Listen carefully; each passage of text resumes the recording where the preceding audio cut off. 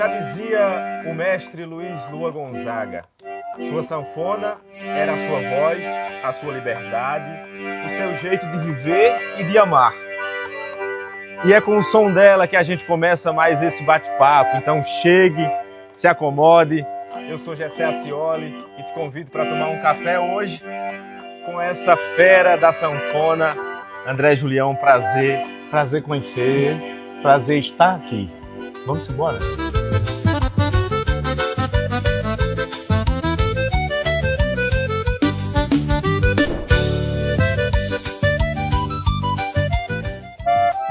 Como iniciei falando sobre o mestre Gonzaga e sempre tinha essas tiradas sobre a sanfona ser esse objeto mais que especial em sua caminhada, eu lhe pergunto da mesma forma, o que representa a sanfona na vida de André Julião?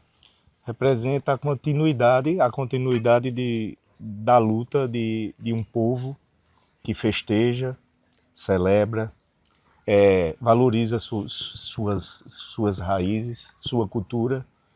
Luiz Gonzaga, ele abriu uma janela para o mundo sobre um povo, sobre uma cultura. Se você pegar isso geograficamente, ele pegou o sertão de Pernambuco, com Pernambuco, Agreste, Nordeste, Brasil, e levou para o mundo. Então a força desse homem, através de cantar a dor do nordestino, as alegrias, as festas e os contos, as quadrilhas, né? os foguetos, cantar a fogueira, cantar as estrelas, cantar o balão, cantar São João. Então Luiz Gonzaga fez com que o mundo conhecesse a nossa cultura. Quando a gente fala sobre um determinado instrumento para um artista, é sempre a resposta de que o instrumento me escolheu ou que eu escolhi o instrumento. Como é que foi a sanfona na vida de André Julião? Eu fui assistir uma aula de um tio meu numa instituição que recebia crianças aqui em Caruaru, e tinha uma sala de aula mesmo, que era a aula que tinha professores pela manhã, e à noite meu tio, voluntariamente, que ele era da PM, sargento da banda de polícia, ele voluntariamente ele se ofereceu para dar aula nessa instituição de crianças. E aí um dia ele me convidou para conhecer, né? Ele já estava mais de um ano dando aula a essas crianças, e aí eu fiquei curioso, fui assistir a aula. Foi ali que eu me apaixonei. Rapaz, eu me lembro do dia. Eu não entendia nada porque era um menino no trompete, outro no violão, outro cantando, outro batendo no bumbo. Era uma confusão, parecia um furacão. E isso meu tio tomando lições de criança.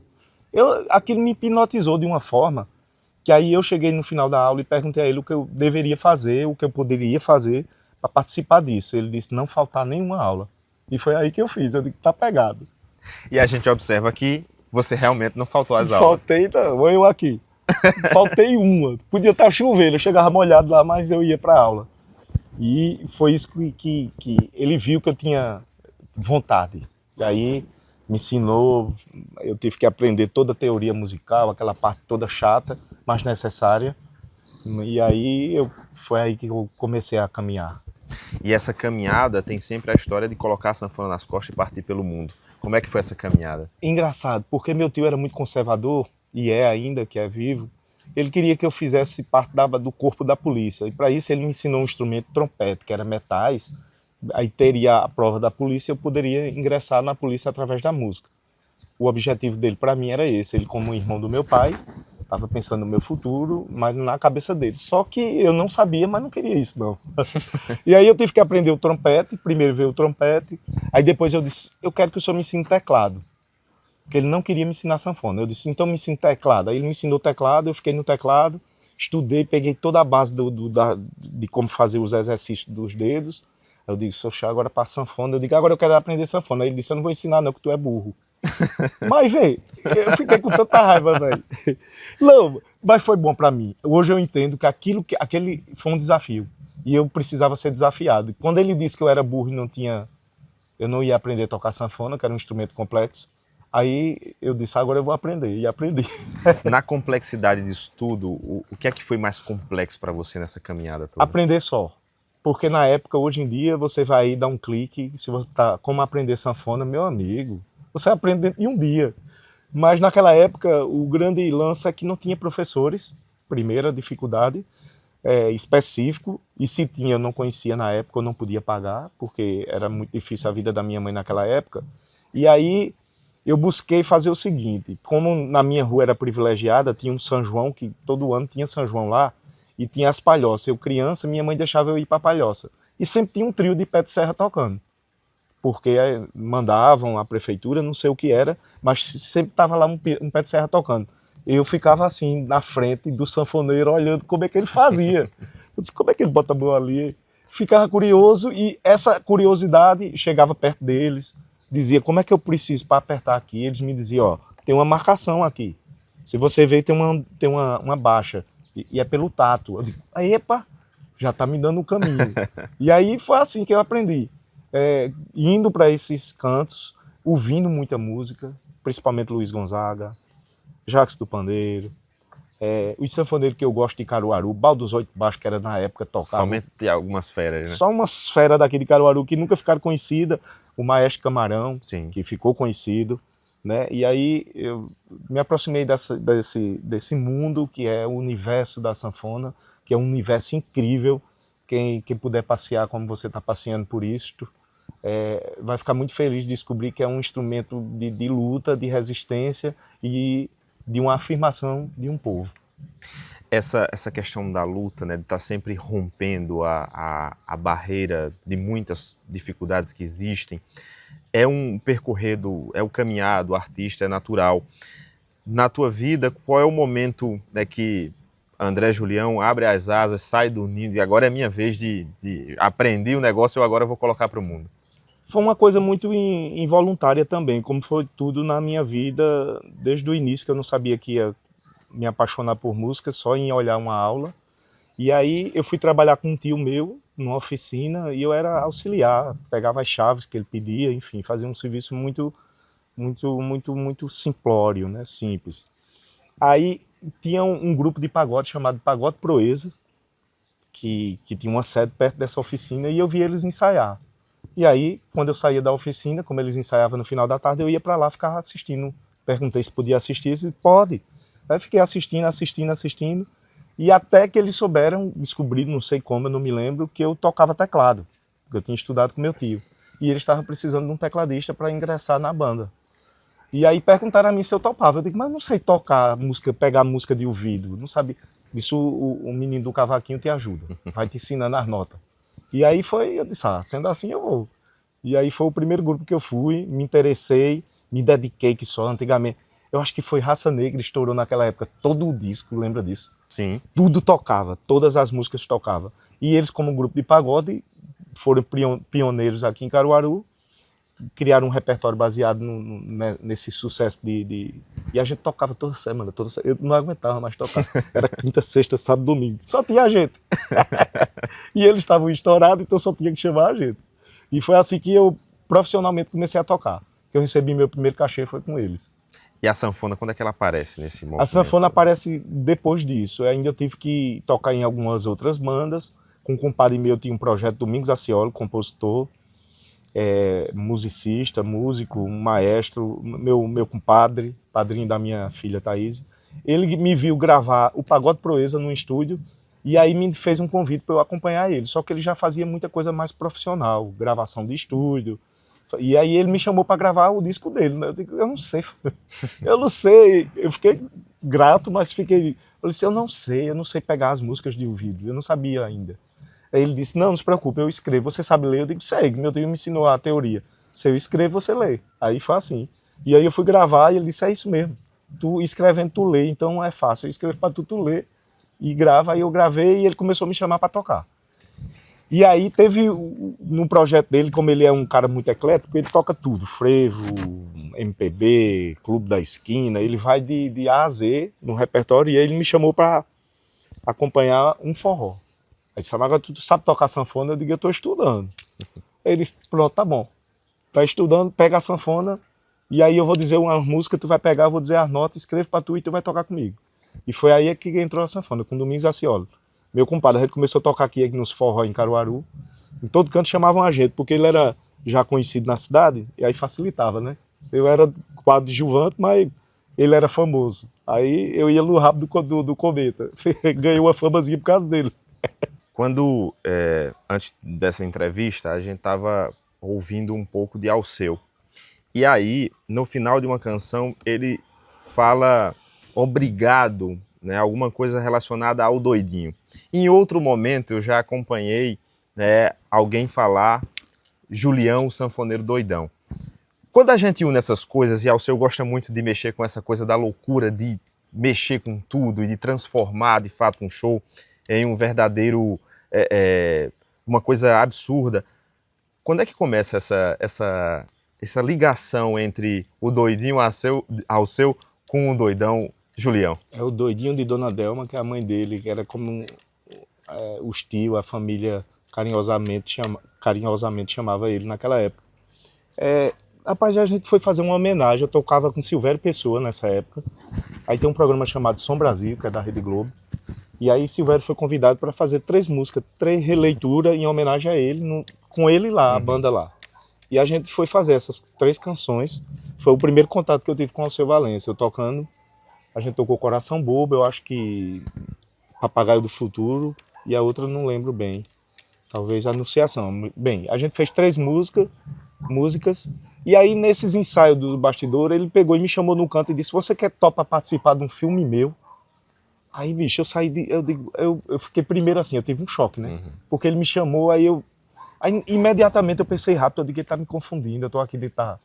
Lógico que ele tá me confundindo, ele não sabe quem eu sou. Já me perguntou se eu queria participar de um filme, então ele tá me confundindo. Eu acho que é algum ator da Globo, alguma coisa assim que ele conhece. Aí eu fiquei ouvindo ele fala muito rápido. Quando ele terminou, eu disse: olha, eu não sou ator, não. Ele disse: não importa, você estava tocando com o Silvério ali, não foi sanfoneiro. Se enquadra, é para ser um sanfoneiro no meu filme. Eu disse: olha, eu posso tentar, mas fiquei ainda cabreiro porque eu não sou... Eu tinha certeza que eu não sou ator. Aí eu disse, eu não vou passar essa vergonha, né? O mestre desse chega perto dele lá sem saber fazer. Então, passou, eu pensei que era apenas que ele tinha me confundindo mesmo, continuei com essa ideia, mas ao chegar em casa, Silvério, numa segunda-feira, terça-feira que a gente chegou em casa, Silvério ligou para mim e disse: tu falou alguma coisa com o Alceu Valença? Eu digo: ele falou comigo sobre um filme, A Luneta do Tempo, que ele estava procurando personagem e eu me encaixava em um personagem dele. Só que, Silvério, eu achei que ele estava confundindo com alguém da Globo ali, né? Que ele não me conhece. Ele disse: é sério. Ele ligou para mim e pediu para te levar lá. Lá na casa de Olinda, que ele mora também, tem uma casa em Olinda, tem uma casa, mora no Rio de Janeiro também, mas ele estava nessa época, por causa do filme, na casa de Olinda. E aí a gente marcamos, fui lá com o Silvério, e aí ele me contou o filme todinho, e a ideia dele era essa mesmo, de me botar como um protagonista. Bicho, eu comecei como o protagonista principal e fui cair. Como esperado, que eu não era ator, né? Aí fui cair. Só que eu não entendi, depois que passou tudo isso, aí ele ligou pra mim e disse: eu não fiquei como o personagem principal, mas ele me botou numa cena lá, que era uma chegada de Lampião e eu tocando sanfona, que era meu lugar, que eu fiquei feliz. Eu digo: vai aparecer no filme. Eu saí do protagonismo, mas vou estar dentro do filme. Continuei no filme. Eu tô no filme. Aí gravou, papapá. Aí depois, num domingo, ele liga pra mim assim de noite e disse: ei, velho, tudo bom? Eu digo: tudo. Só tem 2 notícias pra tu, uma boa e uma ruim. Tu quer ouvir qual primeiro? Eu digo: rapaz, diz logo a ruim, depois tu diz a boa. Ele disse: ó, gravaram tu numa cena que tem um cara lá do teu lado, que ele é importante em outra cena. E aí eu tive que cortar. Eu digo: eita, o cara que não nasceu pra brilhar, hein, poeta? A estrela, estrela cadente, caiu. Não, tudo bem. Aí, beleza, passou. Ele disse: agora diga a notícia boa. Ele disse: mas você tá no filme, vai aparecer nas letrinhas subindo. Enfim, aparece mesmo. Eu fui assistir com ele disse: olha lá. Aí aparece André Julião. Mas, dessas coisas que você nunca entende, né? Passou-se o tempo, depois de 2 ou 3 anos depois, surgiu o convite, porque ele sabia que eu estava precisando, eu estava mudando de ciclo para trabalho e estava buscando outra coisa, né? Tinha me desligado de Silvério para começar outra, talvez tocar só, talvez tocar com uma banda, talvez não, ou acompanhar um artista, para tentar dar uma melhorada, uma guinada na vida em termos de mudanças mesmo, reciclagem, autorreciclagem. O músico precisa muito disso.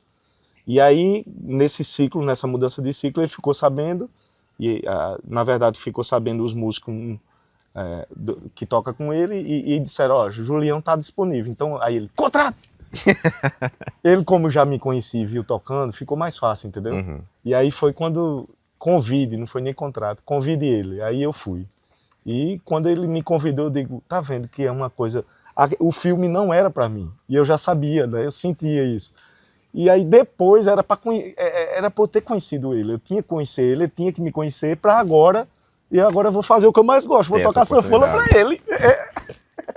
E aí, depois tem as experiências todas, já são anos aí, junto com o Alceu, como é para o público entender, né? Porque tem muita gente que quer conhecer o Alceu, que quer entender o Alceu, ama o Alceu pelas suas músicas, pela sua arte, pela sua energia. Ser o sanfoneiro de Alceu. Olha, até hoje eu sinto aquele arrepio na espinha quando subo no palco, porque a energia do público de Alceu Valença é uma coisa surreal. Você tem que sim ver para crer. Você vê crianças, é uma coisa transcendental, porque ele transcendeu a década dele, a geração dele. Você vê crianças, adolescentes, senhores, senhoras, mulheres, todo tipo de público misturado em prol de uma música que conhece, que sabe cantar toda ela. E é capaz dele não tem show que ele não consegue cantar, porque o povo fica cantando em cima. Então, essa coisa do viajante do espaço-tempo, que é uma pequena definição minha, é um viajante do espaço-tempo, ele transita em todos os tempos ao mesmo tempo. Ele tem até uma música que se chama A Embolada do Tempo, que ele acredita que o passado, o futuro e o presente é tudo ao mesmo tempo. E na cabeça dele isso é muito claro e faz muito sentido quando você vê de perto o que ele quer dizer. Você vê todas as gerações, tudo que é tempo, passado, futuro, se encontrando num canto para festejar uma música que era genuinamente pernambucana, agrestina, brasileira, né? Brasileira pro mundo. Tudo de Alceu tem muito de improviso. E a gente vai improvisar agora para você mostrar uma dessas obras de Alceu no solo de uma sanfona. Pode ser. Vamos nessa.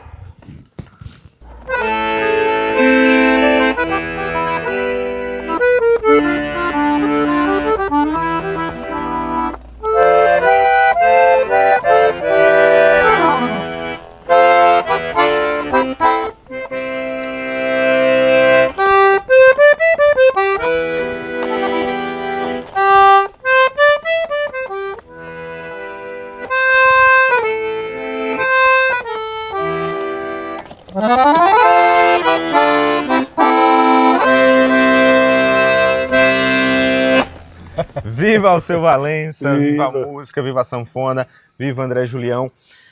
Julião, eu queria, inclusive, encerrar essa nossa conversa aqui, porque o artista, por mais que ele seja um instrumentista, por mais que ele trabalhe com outros artistas, como é o caso de Alceu, que nós estávamos falando agora, mas o artista também cria, ele também tem a sua personalidade para colocar dentro da música. O que é que a gente pode tocar aqui que representa essa criação, essa magia que é o sanfoneiro André Julião? Rapaz, eu tenho uma música muito legal que eu fiz aqui no quintal, no Alto do Moura. A gente tá aqui nesse universo, e aí eu brincando com meus colegas, com amigos, a gente tocando várias canções de Dominguinhos, de Luiz Gonzaga, e num desses intervalos, alguém disse, eu vou aqui e já volto. Acho que foi o Zabumbeiro. E aí eu fiquei brincando com a sanfona, e um amigo meu, prestando atenção naquilo, eu improvisando, ele disse, essa música, de quem é essa música? Ela é muito gostosa de ouvir. Eu disse, rapaz, eu tô brincando aqui, eu não tô pensando em nenhuma música que eu conheça, não. Ele disse, eu também nunca vi, então bora botar o nome nela e vamos gravar ela agora, pra tu não esquecer. E aí ficou ele mesmo batizou, disse, Bonzinho, que era bonzinho de ouvir. Né?